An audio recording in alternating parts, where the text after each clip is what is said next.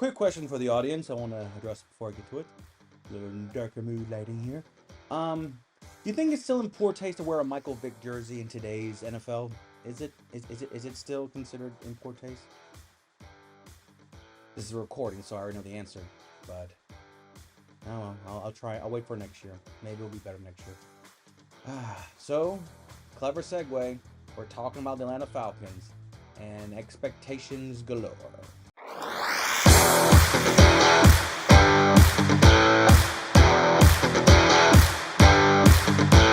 Hey everybody, I'm Cortez, and I'm a critic. We're talking about the Atlanta Falcons in our NFC South deep dive. And yes, you probably know about the ratio of these recordings.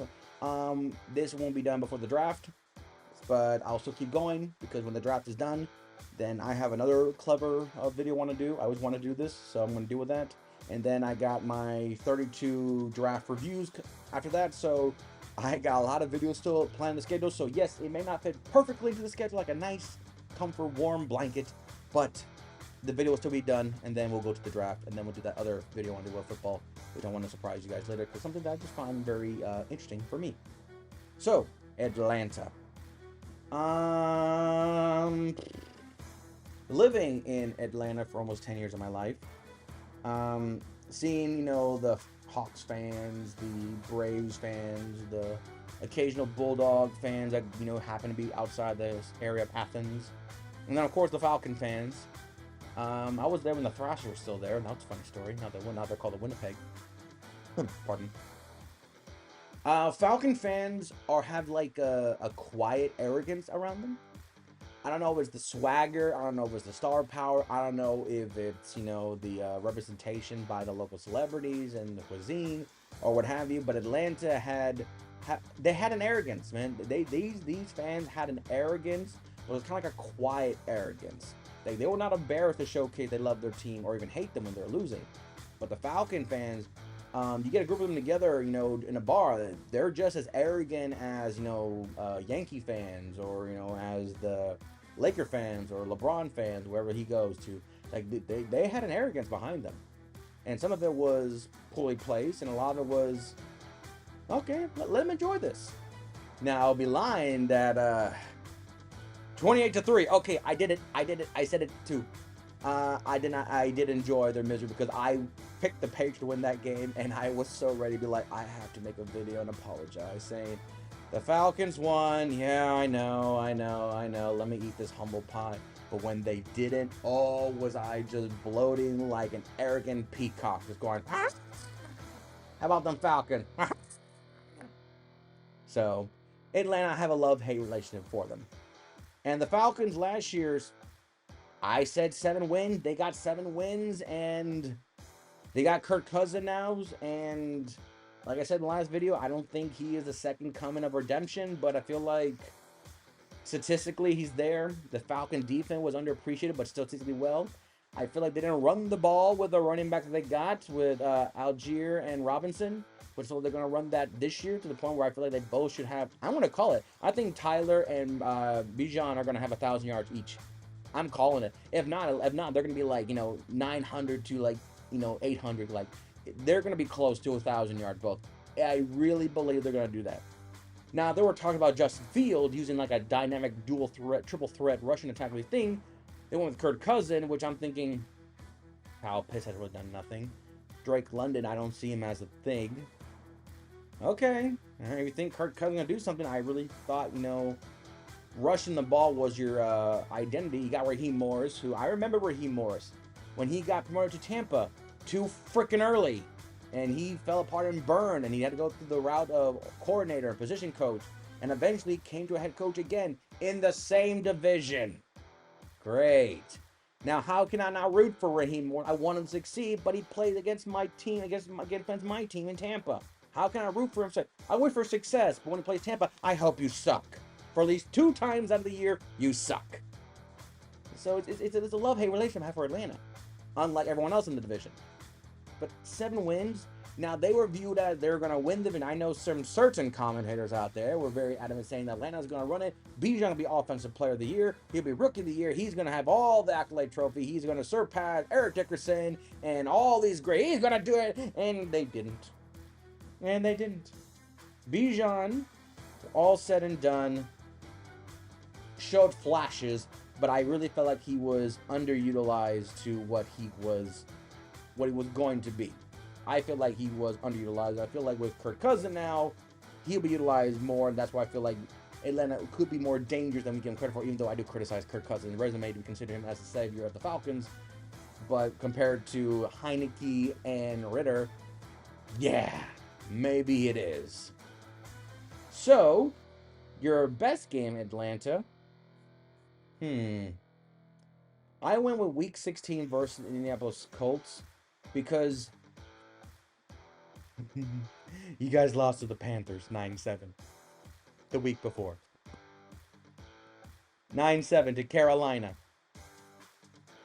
So I was thinking, and the Colts with Gardner Minshew and his, resurgent career, I was like, oh, there's blood in the water, and there's a lot of it. And Atlanta's coming home, losing to a Carolina team who they just lost by a field goal of 9-7, which is really bad. And you are good. The Colts are a much more confident team than you were. So I was thinking, oh, the Colts. Home or away, you guys are going to get smoked.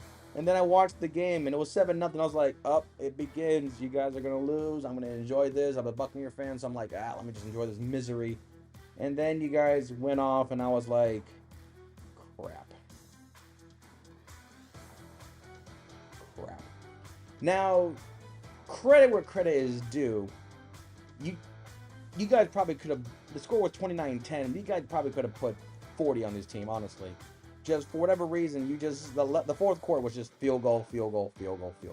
Defense was solid, but man, there's a small part of me thinking you guys could have put 40 on this team, and really, put fear of God into everyone else, because it was still a race between the Bucs, Saints, and Falcons at this time, and this was definitely a win the Falcons needed. But once again, like the Saints did that, like the Saints time, you lost to an opponent you guys shouldn't have, and it pretty much cost you the division. In a way, you lost to the Panthers 9-7. Are you kidding me? 9-7. You lost to them, but you beat the Colts in dominant fashion. When really everyone thought you were going to just fold it up and be like, we lost to Carolina, season's over. There's no point in struggling. Now, granted, he did lose the next 2 weeks after that, so the win against the Colts pretty much prevented you from going 0-5 to end the season. Granted, you still got the top 10 pick, and everyone thinks you're going to get a pass rusher and Dallas Turner from Alabama, which even I'm going, you guys haven't had really great success with pass rushers, no matter how highly they've been ranked. So looking at Dallas Turner, I'm thinking, what the Falcon organization is going to do to make this man not play to his potential? I don't know. Now, your worst game was the Carolina game. Your worst game was the Carolina game. 9-7. Are you kidding me? That was clearly your worst game. I mean, credit. Baker Mayfield and the Bucs only got 9 points. They got 3 field goals either. So it wasn't like, you suck, but my team got lucky. Let's be real. They got lucky. Two touchdowns called back on turnover and penalty. Yeah, okay. But looking at this game, Ritter had 152 yards passing. That's it. Bryce Young had 100 more yards passing, 167. Algier had less than Algier was your leading rusher with 45 yards. Hubbard had 87. And Atlanta's leading receiver was Jayu Smith with 2 receptions for 61 yards.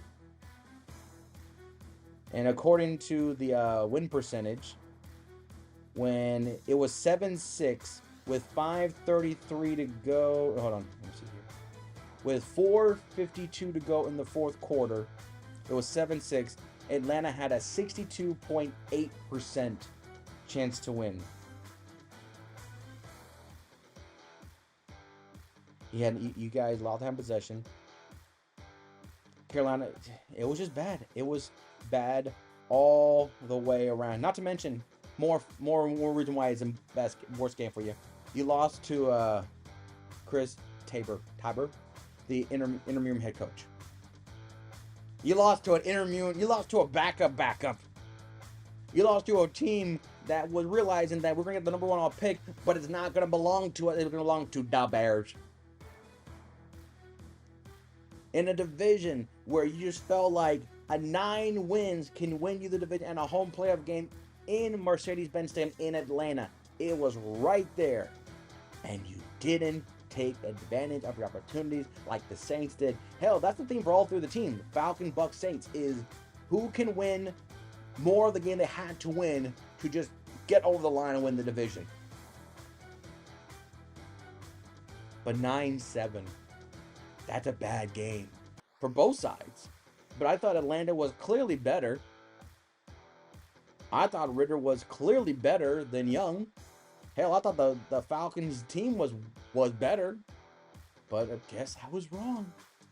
The Panthers got their second win. A game that honestly in hindsight probably should have been not. I mean, really with Young you couldn't get into a field goal range to win 10-9.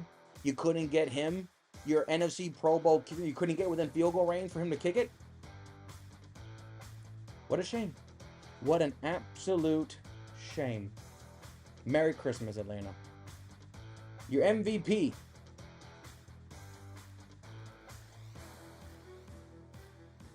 I'm sorry. I'm doing it again. Your guy's MVP belongs to the fans in the stands. Sorry. Yes, you can put Bijan Robinson, his rookie sensation. You can make the argument there, and I don't blame you. But to me, because Bijan was supposed to be the guy who was going to carry the team, but I feel like he was so underutilized in the offense, and the head coach's way was so off that they're trying to make Desmond Ridder into a passer instead of running the ball and using strong defense of Falcons of old days, led by that. I mean, they went to Super Bowl with Chris Chandler. No disrespect to Chris Chandler, but they went to Super Bowl with Chris Chandler. So I thought that's why I thought Tyler and Robinson was gonna, it was gonna be like, almost 3,000 yards of running the ball with all the different running backs. Hell, even got Cordell Patterson still back there, who is still a formidable running back, even though it's like, man, he was a good returner, but he found his mark as a running back, and it's weird to see number 84 in the backfield as a running back, but that's his identity, and we love it. We love it. That to me is a football player. Cordell Patterson is a football player. He may not be the best receiver, but he is a football player. So I thought, with a three-headed monster, you guys would have been fine. But I felt like you guys didn't utilize it. And the fans that came to these games, these losses, these matches that should have won, they're the real MVP. They came in week and week. Now, granted, I'll admit, there are times where I see the Falcons terrible and the fans were empty. Were empty. I see that, and I see that in the stadium. And it hurts me. Because I always feel like fans that go to home games when the team is losing is a real fan. That's why I respect the Cleveland Brown fans for a decade. They're the number one fan base in my book because they've been labeled as losers for decades. They were such losers, they literally lost their team to Baltimore. So, I'll admit, Tampa's not the best fan base. Bucs start losing, that stadium becomes empty. So, but yeah, Atlanta, Kirk Cousins there, you have a chance, but the fans, to me, are the MVP. Because now, if they would have ran the ball effectively that they thought they were going to do, Bijan probably would have been MVP. And I can see the argument for Bijan, for rookie, being MVP.